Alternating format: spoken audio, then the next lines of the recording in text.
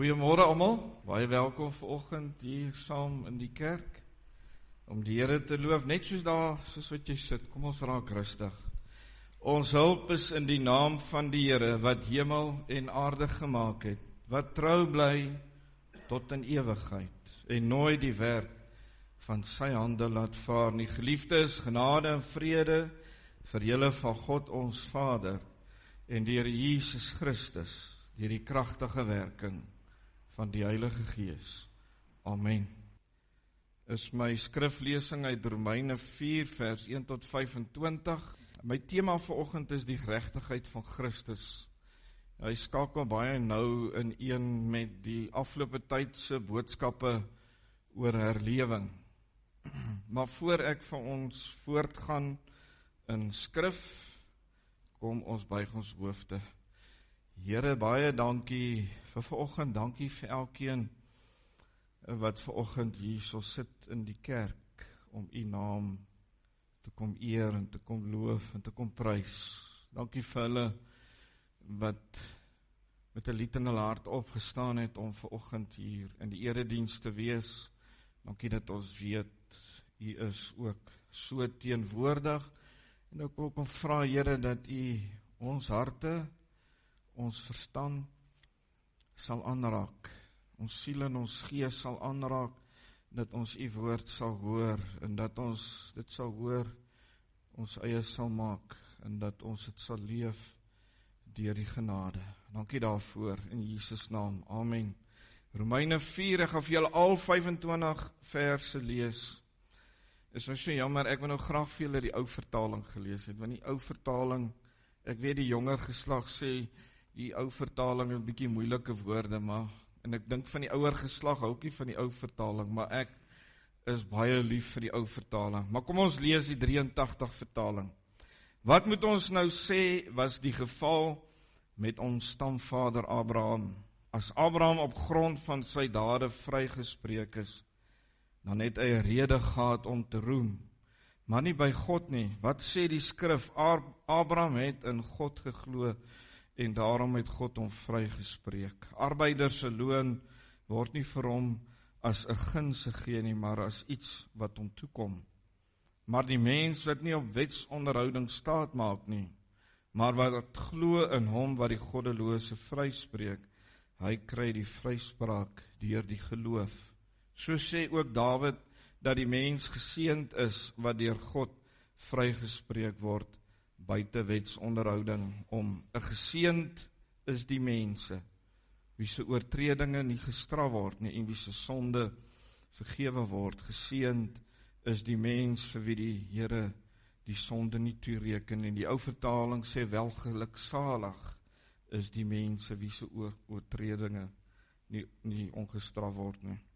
Het hierdie uitspraak oor wie geseënd is net betrekking op die besnedenis of ook op die onbesnedenis? Ons sê weer, omdat Abraham geglo het, het God hom vrygespreek. Wanneer het dit gebeur? Toe hy reeds besny was, of toe hy nog onbesnede was? Dit was nie toe hy besnede was nie, maar toe hy nog onbesnede was. Hy het die besnydenis as 'n teken ontvang. Dit is 'n seël wat bewys dat God hom vrygespreek het, omdat hy geglo het, toe hy nog onbesnede was. Die doel daarmee was dat hy die vader sou wees van almal wat glo, al is hulle nie besny nie. Hulle word dus ook deur God vrygespreek, omdat hulle glo. Ons voorvader Abraham sou ook die vader wees van die besnedenis, wat nie net besny is nie, maar ook glo, soos hy geglo het, toe hy nog onbesnede was. Vers 13. Dit is trouwens nie omdat Abraham die wet van Moses onderhou het, dat aan hom en sy nageslag die belofte gegee is, dat hy die wêreld as besitting sal ontvang nie, maar omdat hy vrygespreek is deurdat hy geglo het. As mense deur wetsonderhouding deelgenote van die gelofte sou kon word, sou die geloof sy betekenis verloor het en die belofte sy krag. Die wet bring juis die straf van God, want waar daar nie 'n wet is nie, is daar ook geen oortreding van die wet nie. Daarom het die belofte deur die geloof en dus uit genade tot Abraham gekom, sodat dit van krag sou bly vir sy hele nageslag. En sy nageslag is nie net die wat die wet ontvang het nie, maar ook die wat glo, soos Abraham geglo het. Hy is immers die vader van ons almal, soos daar geskrywe staan, ek het jou die vader van baie nasies gemaak. Dit is hy in die oë van God in wie hy geglo het, God wat dooies lewend maak en dinge wat nie bestaan nie tot stand bring deur sy woord. Toe daar geen hoop meer was nie, het Abraham nog gehoop en geglo en so die vader van baie nasies geword volgens die belofte. So sal julle nageslag wees. Al was hy so wat 100 jaar en al het hy dus goed besef dat sy liggaam reeds gedaan was en dat Sara te oud was om kinders te hê, het sy geloof nie verswak nie. Hy het nie in ongeloof begin twyfel aan die beloftes van God nie, maar hy is in sy geloof versterk en het aan God die eer gegee. Hy was ook ten volle daarvan oortuig dat God mag het om te doen wat hy beloof het. Omdat Abraham geglo het, het God hom dus vrygespreek. Dat hy vrygespreek is omdat hy geglo het, is nie net terwille van hom opgeteken nie, maar ook terwille van ons wat vrygespreek sal word, ons wat in God glo, wat vir Jesus ons Here uit die dood opgewek het. Hy is vanweë ons oortredings oorgelewer en hy is opgewek sodat ons vrygespreek kan word. Tot sover.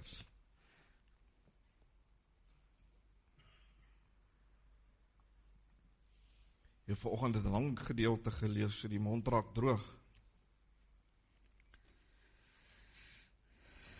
Na aanleiding van laas Sondag se boodskap, waar ek afgesluit het oor herlewing, wil ek net 'n paar gedagtes verfris ter aansluiting van vanoggend se boodskap.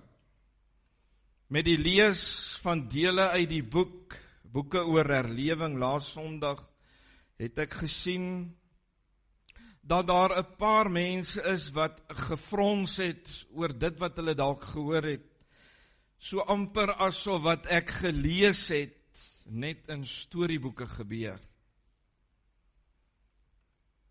En ons het gelees en daar was die skielike geluid van 'n rukwind. En toe was daar stilte. En in die stilte was die Gees van God wat oor hulle gekom het. Hy het hulle gevul van binne met sy teenwoordigheid. Nou wat in Handelinge gebeur het, is nie iets vreemds aan God se woord nie. Ons lees dit in Exodus by die berg Horeb, waar God in sy almagtige teenwoordigheid aan die volk Israel verskyn het en daar staan en die berg het gerook en gebrand en daar was donder en daar was vuur. En op 'n stadium het die oudstes van Israel vir Moses gesê, gaan jy alleen op teen die berg, want as ons so opgaan, sou ons sterf. Daar was 'n geweldige storm. En ons het lees ook van Elia die Tisbiet, wat baie graag God van aangesig tot aangesig wou sien, en toe het God vir hom gesê, maar jy kan nie, anders sou jy sterf. En Elia het aangehou, en toe sê die Here, klim op die berg, en wag vir my in die spilonk, en toe was daar geweldige rukwind, storm, haal en vuur gewees. Dan lees ons, en in die haal en in die vuur was God nie gewees nie, en toe was daar stilte. Toe lees ons, en God was daar, en toe sê God vir Elia, toe God reeds verby beweeg het, verby die ingang, toe sê hy vir Elia, nou kan jy uitkom, en jy kan my van agteraf beskou. So dit wat in die boek Handelinge gebeur het, is nie iets vreemds in God se woord nie. Wat belangrik is om te sien, is die manifestasie van die Heilige Gees en wat gebeur met mense as God se Gees oor hulle sou kom. Wat doen die teenwoordigheid van God in mense se lewens? Wat kom doen sy lig in my lewe? Johannes 16 vers 8 tot 11 het ek laas Sondag weer aangehaal. Sonde, sê Johannes 16, dat ek verlore is en 'n sondaar is en geregtigheid, dat ek 'n redder nodig het, oordeel, dat ek nie meer onder die oordeel staan, soos die wêreld nie.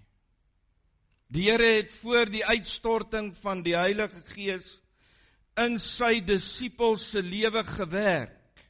Met ander woorde, hy het hulle voorberei op die koms van die Heilige Gees. Hy het hulle lewe in orde gekry om die lig te kan ontvang. En ons weet, as ons gaan lees in die boek Handelinge, of ons gaan lees dit in die evangelies, die Here Jesus het in sy 3 jaar bediening op aarde, het hy 'n pad geloop, saam met die 12, en dan was daar 'n groep gelowiges, wat nie veel van melding gemaak word nie, hier en daar, wat saam met die Here geloop het. Herlewing is iets, wat in die kerk gebeur. Ons sien dit ook in Handelinge, want op Pinksterfees, wat 'n Joodse fees was, was daar nie heidene uit ander nasies, daar was mense uit ander nasies wat Jode was, of mense wat hulle bekeer het tot die Joodse geloof met die uitstorting van die Heilige Gees. Eers na die uitstorting van die Heilige Gees het die bediening daarna uitgevloei na die heidene nasies toe. Ons lees dit ook voor die kruisiging van die Here Jesus, toe hy gesê vir die heidense vrou wat na hom toe gekom het oor haar dogter wat 'n bose gees in haar gehad het, genees asseblief my dogter. Toe sê hy vir, dis nie goed, laat die hondjies van die kos van die tafel van die meesteres afeet nie. Toe sê sy, ja, maar die krummeltjies wat op die grond val, die eet hulle. En die Here het haar geloof raak gesien, en hy het haar genees. So ons moet dit verstaan, dat toe die Here Jesus daar was, het hy eers gekom vir Israel, en met die kruisiging en met die uitstorting van die Heilige Gees, het hierdie goeie nuus na die res van die wêreld toe uitgegaan. Met ander woorde, God kom herleef sy kerk wat lou geword het, sodat ek en jy kan besef wie ek is, in die eerste plek, kan besef wie is hy, en dat hy met wie ons te doen het, heilig is, en dat ons as sy kerk nodig het, om die evangelie uit te dra. En dan 'n laaste punt, wat ek graag weer wil aanraak, of dalk weer vir julle wil duidelik maak, is hoe het hierdie groepie, hierdie 120 mense wat ons lees in Handelinge 1, wat in die bovenvertrek by mekaar was, eendragtig, volhardend in gebed, hoe het hulle lewens gelyk? Hoe het hulle lewens gelyk nadat Christus hulle voorberei het vir die koms van die Heilige Gees? Handelinge 1 vers 14 en Handelinge 2 vers 1, maar dis my baie hartseer, die 83 vertaling maak nie gebruik van die Griekse woord nie, en ek gaan nie vandag verder uitwy oor die Griekse woord nie. Jou ouer vertalings gebruik dit wel, en Lukas maak verder in Handelinge, maak hy ook van hierdie woord gebruik. Eensgesind, sê die nuwe vertaling, Handelinge 1 vers 14, die woord wat die ou vertaling gebruik, is eendragtig in geloof. Maar dit is belangrik om te sien, hoe hierdie groepie mense een in gees was.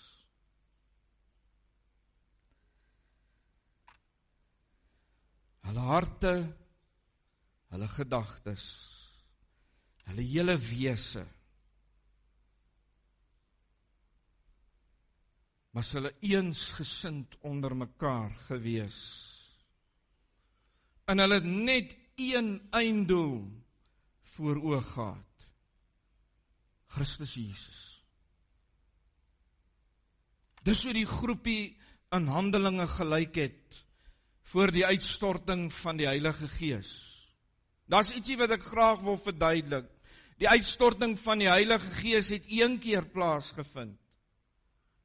Maar die manier hoe God se Gees vaardig geraak het tydens herlewing, in ware herlewings in die geskiedenis van die kerk, het baie op dieselfde manier plaasgevind as wat in die boek Handelinge gebeur het.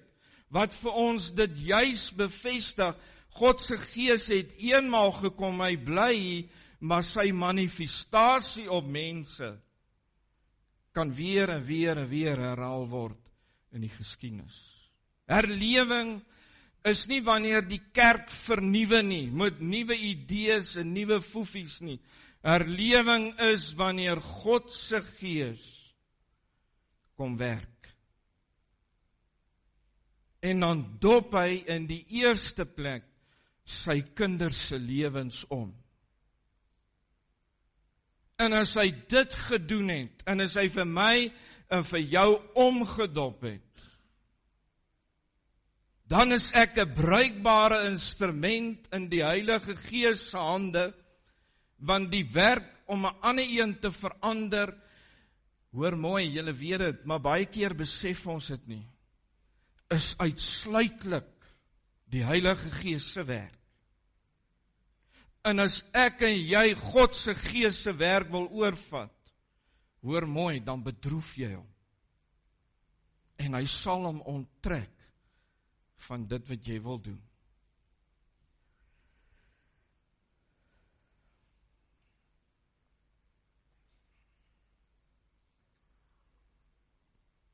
Met ander woorde, hierdie groepie gelowiges wat die Here Jesus voorberei het, voor Pinksterdag,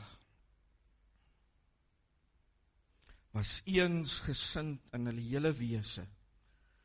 En hulle almal het een einddoel voor oog gehad, Christus Jesus. Is dit vir jou belangrik? Of het jy ander dinge wat vir jou belangrik is? Hulle het volhard in gebed en smeke. Dis 'n teken wanneer God wil herlewing gee, as die Here 'n klein groepie vat met wie hy begin en wie se lewens hy begin verander, wie se lewens hy mense dring om te kom bid, dat hy eers by daardie klein groepie begin en hulle eers reg kry vir sy manifestasie. En dan kom besoek hy ons. Hoekom? Ons moet altyd onthou, daar staan in Openbaring, 3 maal heilig is die Here, heilig, heilig, heilig. God is heilig.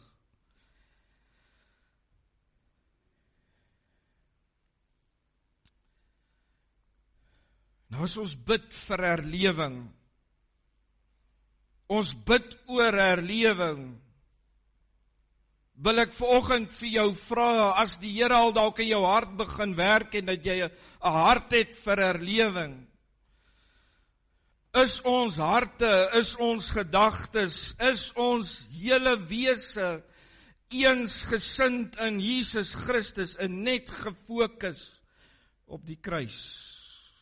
Ek sê weer een van my gunsteling gedeeltes, 1 Korintiërs 2 vers 2, ek het my voorgeneem en ek sê dit net soos Paulus, om my hele niks anders, Jesus as die Christus en hom as die gekruisigde. Het jy 'n hart vir gebed? Kinders van God, het jy 'n hart vir 'n ander een wat op pad is om verlore te gaan? Mense, daar's baie mense wat op pad is hel toe. Weet jy, as 'n kind van God wat op 'n stadium in jou lewe die lig ontvang het jy 'n hart vir hulle wat besig is om die ewige verderf in te gaan? As jy dit nie het nie, dan jy dalk lou geword. Is jy gebroke van gees? Ek het op 'n stadium 'n boodskap gebring, gebroke van gees. As ek gebroke van gees is 'n teken van daarvan dat God met herlewing in jou lewe begin het. Baie belangrike eienskap vir volwassenheid in 'n kind van God se lewe is gebrokenheid van gees. Maar die gebrokenheid van gees hou vir my op my knieë, dit hou vir my naby aan God. Vanoggend die geregtigheid van Christus. Die ou vertaling gebruik die opskrif soos volg: Abraham is geregverdig deur die geloof, terwyl die nuwe vertaling verkies het om Romeine 4 in 2 perikope, dis 2 gedeeltes, op te breek, en ander name daarvoor te gee. Ek persoonlik verkies die opskrif wat in Romeine 4 staan: Abraham is geregverdig deur die geloof, want dit sê juis vir my wat Paulus in Romeine 4 geskryf het. Dis meer omvattend van wat Paulus vir die gelowiges in Romeine kon verduidelik. Dit sê wat daar staan. Nou wat is die geregtigheid van Christus? Die hele verstaan van God se geregtigheid word verleen vanuit die Ou Testament. En die Hebreëse woord wat gebruik word om God se geregtigheid te verstaan en te verduidelik is die woord sedek. Nou dis nou nie vir jou belangrik, ek sê vir jou nou die woord in Hebreëus dat jy moet onthou nie. Maar weet net dit, dat die Nuwe Testamentiese verstaan van God se geregtigheid word vanuit die Ou Testament verleen. En hierdie woord word op 2 maniere omskryf, en ons vind hierdie gedagtegang in die geskiedenis van Israel, wat opgeteken is vir ons in die Ou Testament. Dan vra mense, hoekom die Ou Testament? En ek wil dit baie graag sê, en ek wil dit vanoggend vir jou sê, want daar is dalk nog 1 of 2 mense, ek dink die meerderheid van julle stem saam in die Ou Testament, maar daar is dalk 1 of 2 mense wat sê nee, maar ek wil vanoggend vir jou sê, jou lewe sonder die verstaan van die Ou Testament is soveel armer. Want ek sê dit weer, die Nuwe Testament was nie 'n pie in the sky nie. Die Nuwe Testament het vanuit die Ou Testament ontstaan. Ons het dit vanoggend gesing, die profete en die apostels het getuig van die dinge wat sou kom. Of eerste die profete en toe die apostels. God het reeds lank in sy voorsienigheid die verlossingsplan, die volmaakte verlossingsplan, het hy reeds deur die profete laat voorspel. In die howe van Israel was daar slegs 'n persoon wat jou kom aankla het en jy die aangeklaagde. Dis hoe die howe van Israel was. En dan het hulle voor die oudstes van Israel gesit. Die een wat jou kom aankla het sy saak voor die oudstes gestel, en dan het jy voor die oudstes jou saak ter verdediging gestel. En op hierdie manier kom skets God se geregtigheid word op 2 maniere gestel. In die eerste plek, God kom verdedig sy volk voor die ander nasies wat aangekla het. Ons lees dit baie in die profete wat ons lees en sê die volk van Israel aangekla, dan kom God as verteenwoordiger van sy volk. As losser van sy volk Israel. Dis die een manier oor die geregtigheid van God. Die tweede manier kom kla God sy volk self aan wanneer sy volk nie sy wetsbepalinge geleef of gedoen het nie. Dan kom God nie meer as losser nie, maar as aanklaer vir sy volk Israel. Dis die 2 maniere hoe die geregtigheid van God in die Ou Testament verduidelik word, en presies dit vind weer plaas in die Nuwe Testament.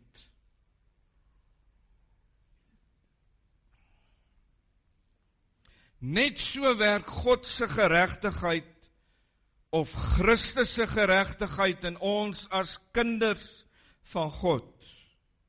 Wanneer ons doen en leef volgens sy woord, volgens die Gees wat in my woon,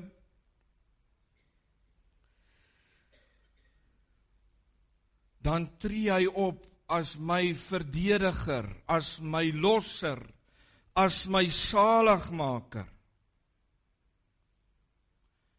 Maar as ek afdwaal as sy kind,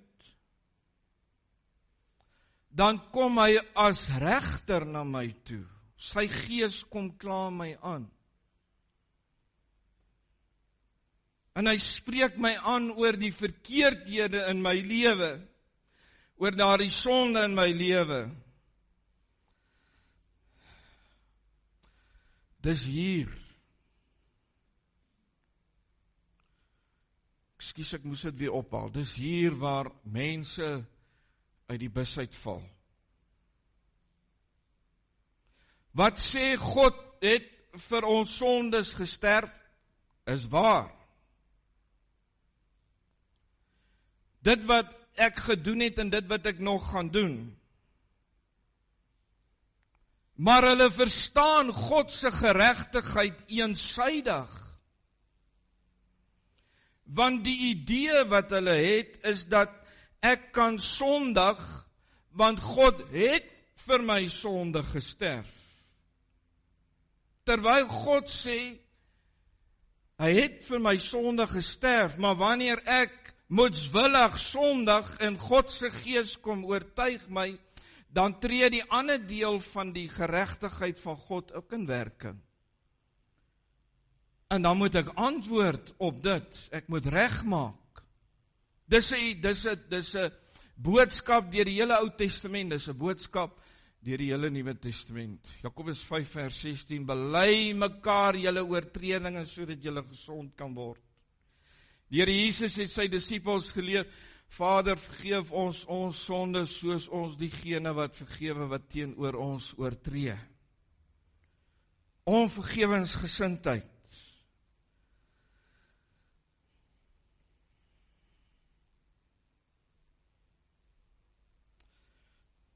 Ek moenie jouself bluf deur dit te glo nie.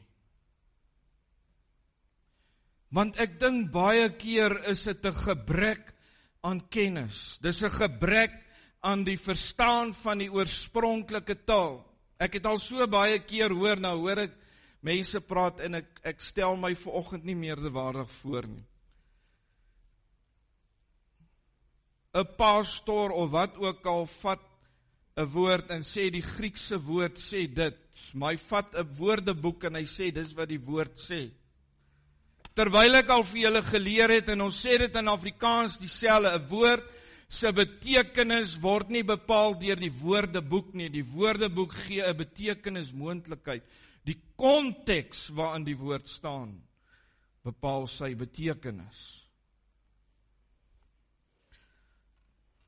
As ek gesondig het in my swakheid, want daar is nie een van ons binne hierdie kerkgebou wat kinders van die Here is wat nie sondig nie. Is daar genade? Maar God se Gees wat in my woon, kom kla my aan. Dis die ander deel van geregtigheid. Mense sê altyd God is liefde, is waar, maar God is geregtigheid ook. God is liefde, maar hy is geregtigheid ook. En hy haat sonde ook. Kom kla hy my aan, kom oortuig hy my daarvan. En daarom reageer ek op sy aanklag en ek bekeer my, en nou kom die ander deel van geregtigheid in werking. Nou tree hy op as losser vir my. God se geregtigheid is tweeledig. Is nie eenledig soos daar vandag gesê word nie. dan vind ek genade, omdat ek my daarvan bekeer het.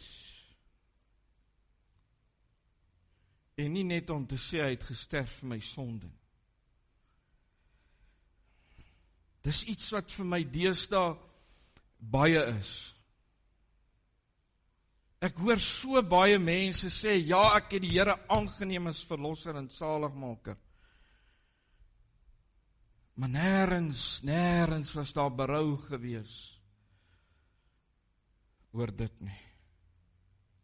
Ek dink ons verstaan die werk van die kruis baie oppervlakkig. Ons moenie die kruis goedkoop maak nie. Hoe nader ek as kind van God aan God beweeg, hoe meer word ek bewus van sy geregtigheid en gaan ek sonde nie meer oppervlakkig verstaan of wat sonde is nie. Ons ken die 10 gebooie, moenie steel nie, moenie moord pleeg nie, eer jou vader en jou moeder, ons weet daardie dinge. Maar weet julle wat? As 'n talent wat God my gegee het, en ek presteer byvoorbeeld op sportgebied in daardie talent wat hy aan my gegee het, en mense kom en hulle vereer my, en ek aanvaar daardie eer, weet jy wat? Jy steel God se eer, is sonde. Daai talent het jy nie voor gewerk nie, jy is gebore met dit. Ek weet nie of julle al baie keer verstaan het, weet jy wat, nee? Die feit dat ek 'n wit mens gebore is nie reg nie. God kon jou 'n swart mens of 'n Indiër ook geskaap het. Die feit dat jy is wie jy is God se genade, en is in God se voorsienigheid. En as ek daardie eer vat wat hom toekom, en ek vat dit vir myself, kind van God, dan sondig ek. Ek sê nie jy moet nou aan minderwaardigheidskompleks ly of dit nie. Gee net die eer vir die Here. Dis goed as hulle die prestasie beloon, maar gee dit wat jy van hom ontvang het, die eer kom vir hom toe. Eer en loof en prys hom daarmee. Ek weet nie wie van julle het al die fliek Chariots of Fire gekyk het. Van julle ken die storie van Eric Liddell, was 'n sendeling gewees in China, het voor die oorlogsjaar, Tweede Wêreldoorlog geleef. Hy was 'n 100 meter atleet gewees en tydens die Olimpiese spele in Frankryk in 1924 was sy semifinaal wat hy gekwalifiseer het, of vir die semifinaal voor die finaal, of die finaal was op 'n Sondag gewees. En hy het gesê, dis teen sy geloofsbeginsels, en hy het hom onttrek daarvan, dat die koning van Engeland van hom gevra het, hoekom het hy gesê, I honor God more than the King of England. Was min of meer so gewees, en 'n mede-atleet, wat 'n 400 meter atleet was, wat reeds het vir hom 400 gesê, jy kan my plek vat. Weet julle wat? Iemand het vir my nota gegee, gesê, he that honors me, I will honor him. 1924 breek Eric Liddell die 400 meter, breek hy die 400 meter rekord daai tyd van die wêreld, en dit het vir 'n paar jaar na dit nog gestaan. He that honors me, I will honor him. Gee vir God die eer, en hy sal jou op die regte tyd verhoog. Dit leer die woord vir ons. As jy meer in God se teenwoordigheid wil wees, en as jy as kind van God vanuit daardie teenwoordigheid wil lewe, dan moet jy toelaat dat die lig van God, toelaat dat God se Gees jou lewe ondersoek. Dan word ek meer en meer en meer bewus van wie ek eintlik is. Wie Christus is, en wie ek kan word in Christus Jesus. Maar ek wil vir julle by sê, jy kan net dit word in Christus Jesus as jy God se Gees, sy lig toelaat om in jou lewe te werk. Dan kan jy meer en meer word soos hy. Romeine 4 vers 1. Romeine 4 vers 3. Romeine 4 vers Abraham het in God geglo, sê die ou vertaling, en dit is hom tot geregtigheid gereken. Die nuwe vertaling gebruik heeltemal 'n ander woord, maar hulle doen eintlik kwaad aan die grondteks wat hier staan. Want ek het julle nou net die geregtigheid verduidelik, wat behels God se geregtigheid. En dit is hom tot geregtigheid gereken. Wie was Abraham? Abraham was 'n heiden gewees, wat God verkies het. Het in 'n ander land gewoon en die Here het gesê, kom ek sal jou vat na 'n land wat oorloop van melk en honing. Ek sal hierdie land aan jou en jou nageslag beloof. Dit was wie Abraham was. God het vir Abraham gekies. Abraham het nie vir God gekies nie. Paulus kom illustreer 2 dinge van Abraham. In die eerste plek sê Abraham was die vader van baie nasies. En in die tweede plek in Romeine 4 kom skep Paulus ook dat Abraham was ook die vader van die Joodse geloof of die Joodse volk. Hoe?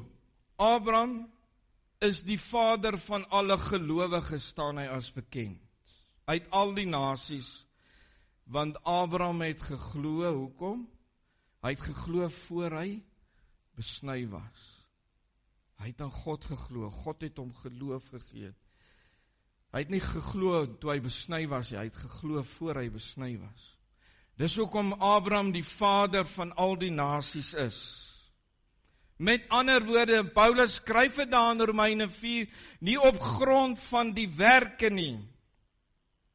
Nie dit wat hy gedoen het nie, maar omdat God hom eers verkies het, en het hy in God geglo, omdat God hom die geloof geskenk het.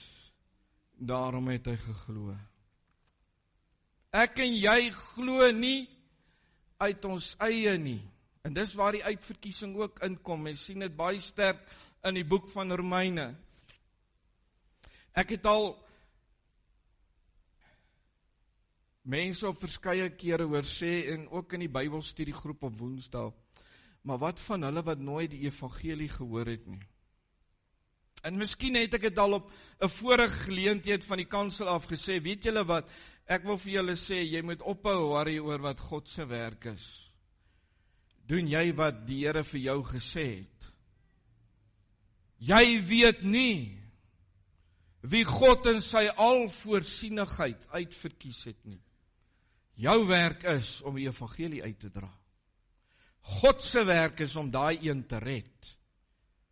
Jy moet net gaan vertel, hy red. Ons moet God se werk vir God los. Abraham was ook die vader van die Jode, want na hy tot geloof gekom en die Here gesê, jy sal die teken ontvang, en hy het vir hom en al sy nasaate, die manlike nasaate het hy laat besny. En uit dit het hulle die wet ontvang.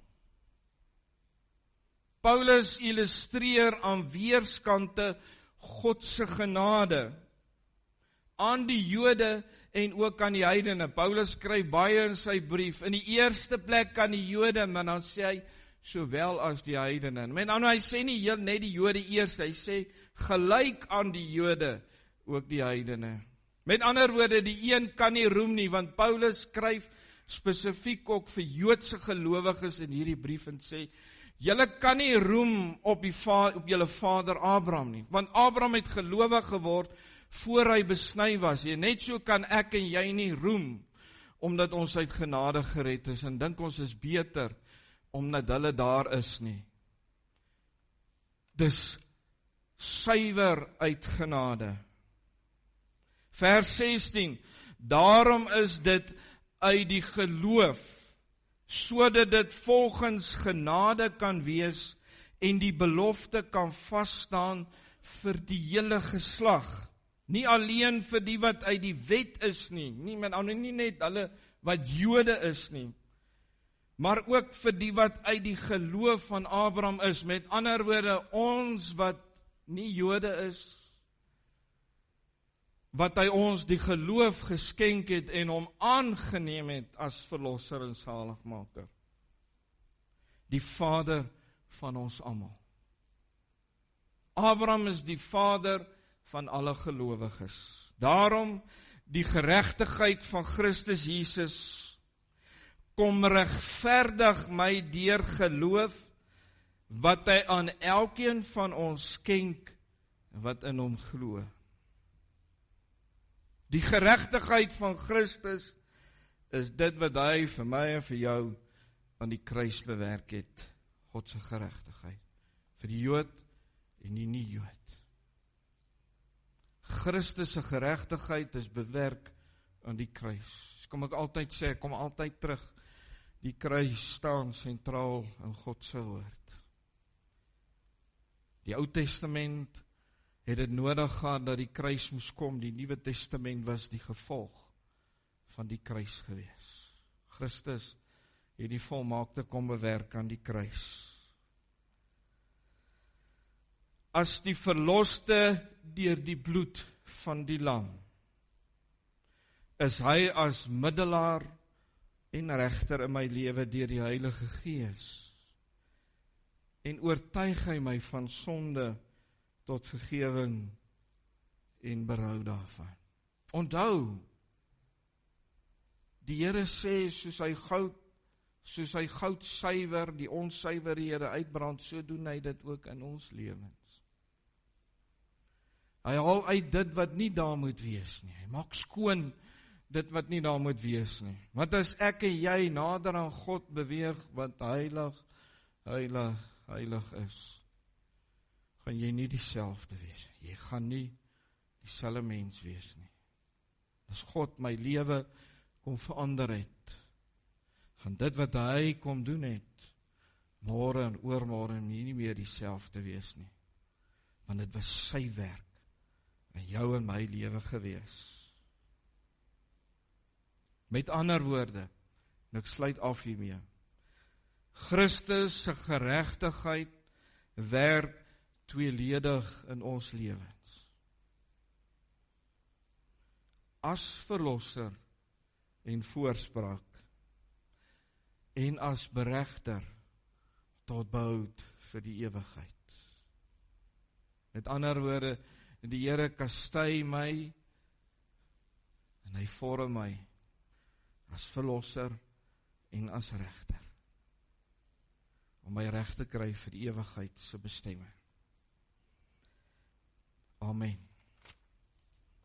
Ek hoop vanoggend het jy dalk so ietsie beter gekry van laas Sondag se boodskap. Kom ons buig ons hoofde. Here, baie dankie vir u woord. U beloof in die woord dat die woord wat u spreek, kom nie leeg na u toe terug nie. Here, en dis my gebed vir ons kerk hier, Brenters, Here, dat u vir ons wat u ken, sal vat, sal formeer, dat u vir ons nader na u toe sal trek.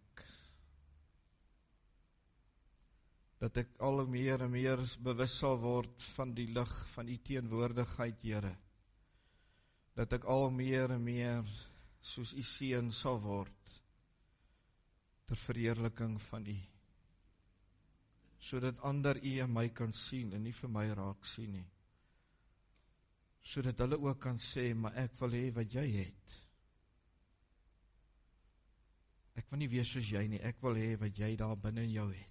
Want dit wat jy daar binne het, is iets wat ek graag wil hê.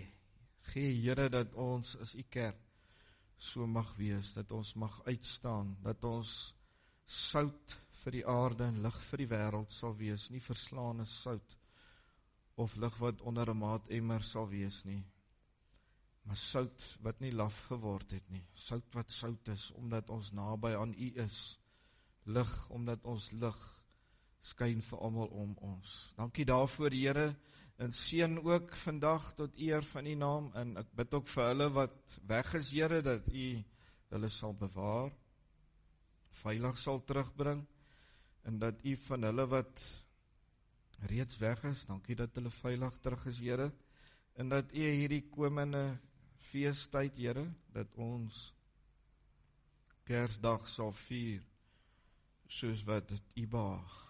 So bid ek ook vir môreoggend se diens, Here, geloftediens, dat ons as Afrikaner, nie as polities nie, maar as Afrikaner, sal opstaan en sê, Here, ons wil U eer vir dit wat U geslagte terug vir ons gedoen het, dat 'n volk nie die eer sal ontvang nie, maar dat U die eer sal ontvang, en dat ander volke U sal eer vir wat U gedoen het, soos wat ons ook U eer vir dit wat U eeue terug vir Israel gedoen het, in Jesus naam, amen.